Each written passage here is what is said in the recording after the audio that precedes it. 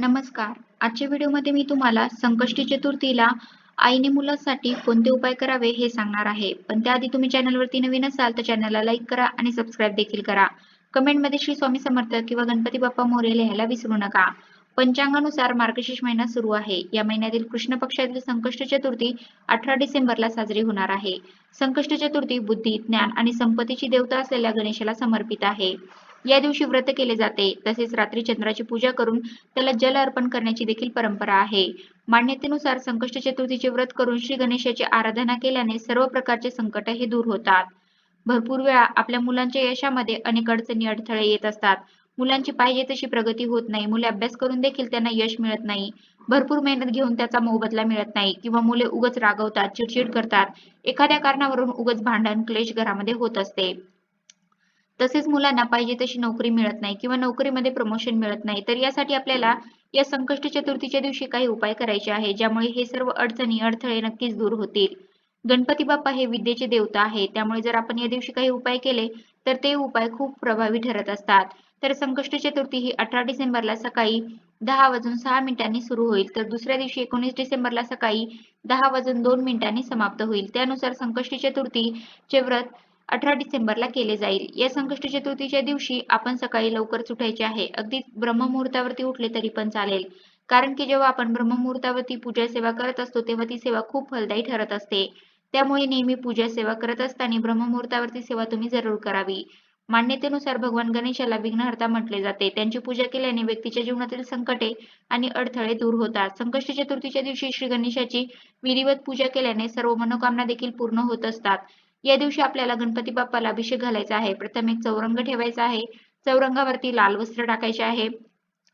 त्यानंतर गणपती बाप्पाला अभिषेक घालायचा आहे. गणपती बाप्पाला अभिषेक घालताना आपण गणपती अथर्वशीर्षाचे पठण करायचे आहे. तुमचे जर गणपती अथर्वशीर्ष पठण नसेल तर तुम्ही मोबाईलवरती देखील लावून देऊ शकता. विशेषतः जर तुम्हाला तुमच्या मुलासाठी हा उपाय करायचा असेल तर मुलांनाच गणपती बाप्पाला अभिषेक घालायला सांगावा. तसेच गणपती अथर्वशीर्षाचे पठण देखील मुलांनाच करायला लावावे.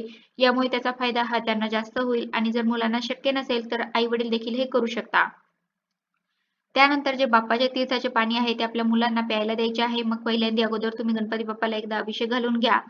त्यानंतर पुन्हा परत तुम्ही स्वच्छ पाण्याने अभिषेक घाला आणि ते पाणी तुम्ही मुलांना प्यायला द्यायचे आहे. अगदी थोड्या स्वरूपामध्ये पाणी प्यायला दिले तरी पण चालेल. यामुळे मुलांची बुद्धी ही तीक्ष्ण होत असते. तसेच मुलांना अभ्यासामध्ये येणाऱ्या अडचणी, अडथळे हे देखील दूर होत असतात. मग मुले सकाळी कॉलेजला किंवा स्कूलला जात असतील तर त्यांच्या बॉटलमध्ये देखील तुम्ही हे थोडेसे तीर्थ टाकून देऊ शकता. यामुळे नक्की त्यांचे प्रश्न हे सुटतील. तसेच या दिवशी तुम्ही मुलांना गणपती अथर्वशीर्षाचे पठण आवर्जून करायला लावावे. पठण करणे शक्य नसेल तर श्रवण तरी करायला लावावे. तसे तर रोज आपण जर गणपती अथर्वशीर्ष पठण केले तर त्याचे खूप फायदे होत असतात. मुलांची बुद्धी ही कुशार्ग होत असते. तसेच गणपती बाप्पाचा आशीर्वाद देखील प्राप्त होत असतो. जेव्हा आपण 21 वेळा गणपती अथर्वशीर्ष पठण करतो, श्रवण करतो, तेव्हा त्याचे अगणित फायदे हे आपल्याला बघायला मिळतात. तसेच या दिवशी आपल्याला गणपती बाप्पाच्या आवडीचे जास्वंदीचे फूल देखील अर्पण करायचे आहे. जास्वंदीचे फूल मिळाले नाही तर तुम्ही कोणते पण लाल फुल हे गणपती बाप्पांना अर्पण करू शकता. तसेच या दिवशी आईने मुलासाठी एक उपाय करायचा आहे. तो म्हणजे 108 मुगाच्या दाण्याचा उपाय. तर आपल्याला हिरव्या कलरचे जे मुगाचे दाणे असतात ते घ्यायचे आहेत. आपल्याला 108 दाणे घ्यायचे आहेत. मग आपल्याला हे दाणे मुगाचे दाणे घेताना अख्खे दाणे घ्यायचे आहेत. तुटलेले दाणे घ्यायचे नाही किंवा जे दाणे अर्धे आहे असे दाणे देखील आपल्याला घ्यायचे नाही. त्यानंतर आपल्याला हिरव्या रंगाचे कापड घ्यायचे आहे. अगदी छोटेसे कापड असले तरी पण चालेल. फक्त ते नवीन पाहिजे. मग हिरव्या रंगाचा पीस घेतला तरी पण चालेल. त्यामधील अगदी थोडासा तुकडा आपल्याला घ्यायचा आहे आणि या सर्वाची पोटली करायची आहे. हे मुगाचे दाणे या पोटलीमध्ये टाकायचे आहे आणि आपली मुले जिथे अभ्यास करतात किंवा मुलांचा जास्त वावर ज्या ठिकाणी असतो त्या ठिकाणी आपल्याला ही पोटली ठेवायची आहे. फक्त एक लक्षात ठेवा की ती जागा स्वच्छ पाहिजे. मग बेडरूम असली तरी पण आपण जिथे पोटली ठेवणार आहोत ती जागा स्वच्छ करून घ्यायची आहे आणि मग तिथे आपण पोटली ठेवायची.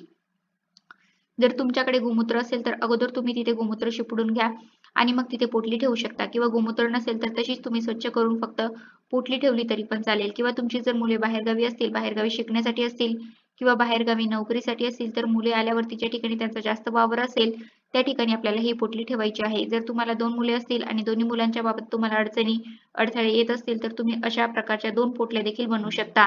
मग मुलगा असेल किंवा मुलगी असेल तरी पण तुम्ही 2 पोटल्या बनवू शकता. मग आपण ही पोटली संकष्टी चतुर्थीच्या दिवशी सकाळी किंवा संध्याकाळी बनवू शकता. जेव्हा तुमची गणपती बाप्पाची सेवा होईल त्यानंतर आपल्याला ही पोटली बनवायची आहे. मग आपल्याला ही पोटली रात्रभर तिथेच ठेवायची आहे. त्या पोटलीला आपण हात लावायचा नाही. दुसऱ्या दिवशी उठल्यानंतर अंघोळ झाल्यानंतर आपल्याला ही पोटली घ्यायची आहे. ही पोटली घेतल्यानंतर आपल्याला गणपती मंदिरामध्ये जायचे आहे. आपल्याजवळ जिथे पण गणपती मंदिर असेल तिथे आपल्याला जायचं आहे आणि जर गणपती मंदिर नसेल तर महादेवाच्या मंदिरात देखील जाऊ शकता किंवा ज्या पण आपण मंदिरामध्ये गणपती बाप्पाची मूर्ती असेल तिथे तुम्ही जाऊ शकता. भरपूर वेळा माता लक्ष्मी, महालक्ष्मीचे मंदिर देखील असतात. तिथे देखील गणपती बाप्पाची मूर्तीही असते. तिथे देखील तुम्ही ही पोटली ठेवू शकता.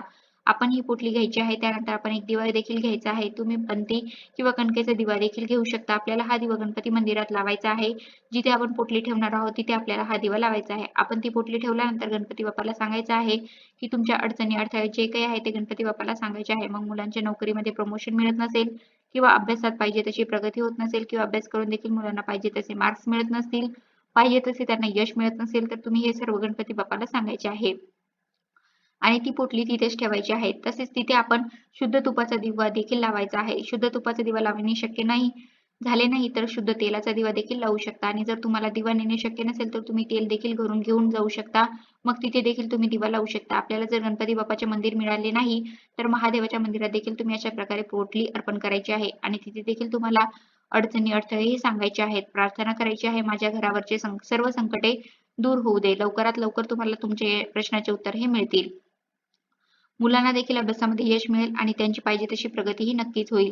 तसेच आपण जेव्हा गणपती बाप्पाच्या मंदिरात जाऊ तेव्हा आपण ओम गण गणपतये नमः, ओम गण गणपतये नमः या मंत्राचा जप करायचा आहे. तुम्हाला जेवढ्या वेळा शक्य होईल तेवढ्या वेळा या मंत्राचा जप करायचा आहे. तसेच जर आपण महादेवाच्या मंदिरात गेला तर ओम नमः शिवाय, ओम नमः शिवाय या मंत्राचा जप करायचा आहे आणि तिथेच एका साईडला बसून या मंत्राचा जप करू शकता. किंवा मनातल्या मनात देखील हा मंत्र म्हणू शकता. तुम्हाला सुतक असेल तर तुम्ही हा उपाय करू शकत नाही. तसेच मासिक धर्म जर असेल तरी देखील तुम्ही हा उपाय करू शकत नाही. कारण की हा उपाय आपल्या आईने करायचा आहे आणि जर मासिक धर्म असेल तर आपली आजी देखील हा उपाय करू शकते. म्हणजे घरातील कोणती स्त्री हा उपाय करू शकते. यामुळे आपल्या मुलांच्या आयुष्यातील अडचणी, अडथळे हे नक्कीच दूर होतील. अत्यंत प्रभावी असा हा उपाय आहे. पण आपण जेव्हा हा उपाय करत असतो तेव्हा आपण या दिवशी गणपती अथर्वशीर्षाचं पठण करायला विसरायचे नाही. पठण करणे शक्य नसेल तर श्रवण तरी करावे. जेव्हा आपण एखादी सेवा करून मग उपाय करत असतो ना, मग ते उपाय खूप प्रभावी ठरत असतात. पण आपण नुसते जेव्हा उपाय करतो आणि सेवा काहीच करत नाही, तेव्हा ते उपाय फलदायी ठरत नाही. त्यामुळे नेहमी लक्षात ठेवा, आपण जेव्हा उपाय करत असू तेव्हा आपल्याला जे सेवा दिलेल्या आहेत, त्या सेवा तुम्ही आवर्जून कराव्यात. तर अशा प्रकारे आजच्या व्हिडिओमध्ये मी तुम्हाला संकष्टी चतुर्थीला आईने मुलासाठी कोणते उपाय करावे हे सांगण्याचा प्रयत्न केला आहे. कसा वाटला तुम्हाला माझा आजचा व्हिडिओ कमेंट करून नक्की सांगा. धन्यवाद.